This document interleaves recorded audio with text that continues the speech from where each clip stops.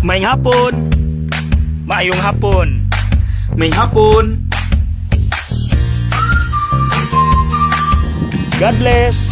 God bless. God bless. Maayong hapon. Sa ebanghelyo karon, has kang libuga sa mga Hudiyo kay dili nila makita ang tanan nga gisulti ni Jesus.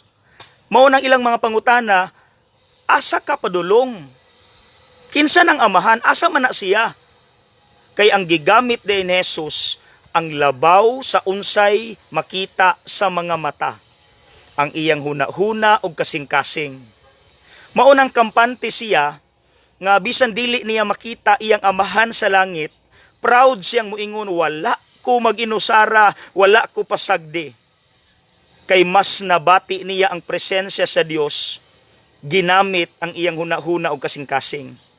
Maunang tinuod ning giingon sa akong paboritong libro, The Little Prince. Kini bitong giingon nga, it is only with the heart that one can see clearly.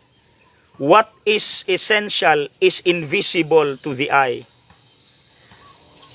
Timing mga igsuon di ako sa sementeryo. Pero tanawa, napabamoy makita nga tao, wala na. Puros na lang lapida. Pero nganong kitang mga Pilipino, pinangga man nato ang atong mga mahal nga nangamatay. Tungod kay kadaanhin nato og pagpanagkot, mas mabati nato nga naa sila, naggiya nato, nagampo para nato, naguban nato, bisan dili na nato sila makita sa atong mga mata. Lami paminawon ba nga kanang every time we pray, we ask them to pray for us. We can do that. Lo, niya anaan na magikadiha, iampo in town ko dinhe. Angkol, anak, ma, iampo mi dinhe. We can do that. Tinuod gyud ning giingon mga igsuon.